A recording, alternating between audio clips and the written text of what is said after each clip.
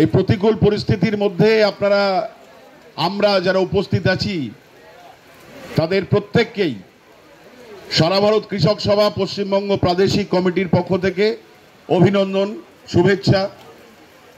আমরা প্রত্যেকেই আজকে লড়াইয়ের ময়দানে পরিস্থিতি মানুষকে বাধ্য করেছে।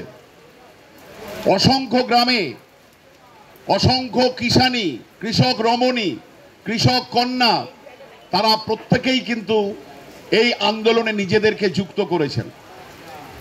গ্রামে গ্রামে আজকে আগমনীর সুর ছড়িয়ে দিতে চেষ্টা করছেন, কিন্তু পরিস্থিতি যা তৈরি হয়েছে গ্রামে গ্রামে বিদ্রোহের সুর বাজতে শুরু করেছে।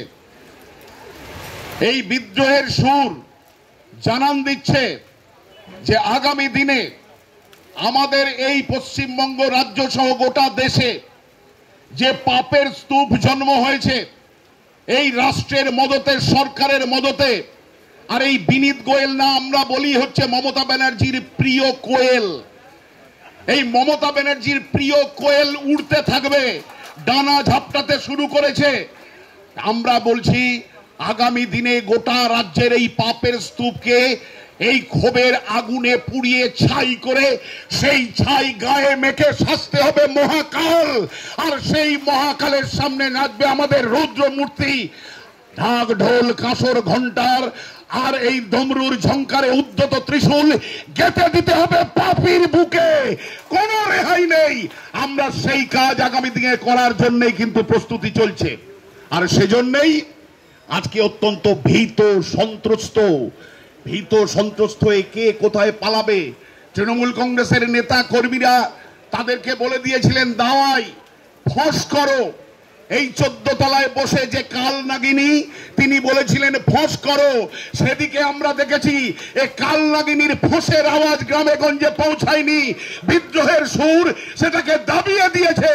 গ্রাম বাংলার মানুষ কিন্তু আজকে জাগতে শুরু করেছে। অত সহজে তিলোত্তমার খুনিদের ছাড় হবে না।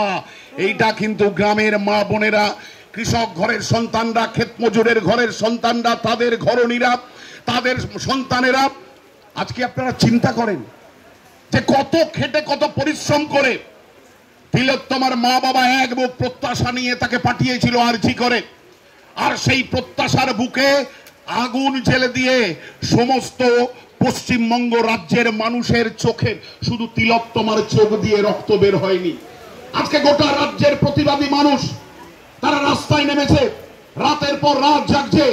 আজকে প্রত্যেকটা মানুষের চোখ দিয়ে রক্ত বেরিয়েছে। এই উপলব্ধি আজকে এই গোটা রাজ্যের মানুষের, গোটা সমাজ ব্যবস্থার সঙ্গে যুক্ত এই সামাজিক জীবের সেই উপলব্ধি।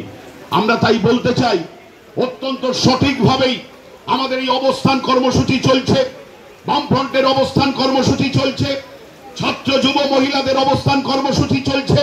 আর ভয় দেখানোর জন্য কলতানকে তুলে নিয়ে গেছে, অমন উঠিয়ে নিয়ে যাওয়ার ঘটনা বামপন্থীদের কাছে কম নয়। অসংখ্য হাজার হাজার পার্টি অফিস আগুনে জ্বলেছে, অসংখ্য কর্মীরা জেল খেটেছে, অসংখ্য কর্মীদের ফসলের জমি কেড়ে নেওয়া হয়েছে, তারপরেও কিন্তু তারা এক ইঞ্চি জমি ছাড়েনি। তাই আগামী দিনেও আমরা এই লড়াই থেকে নিজেদেরকে কোনো মতেই 1 ইঞ্চি ছাড়বো না। তিলোত্তমার বিচার নিয়েই আমরা বাড়ি ফিরবো, এই প্রতিজ্ঞাই হোক আজকের দিনের শপথ। ধন্যবাদ।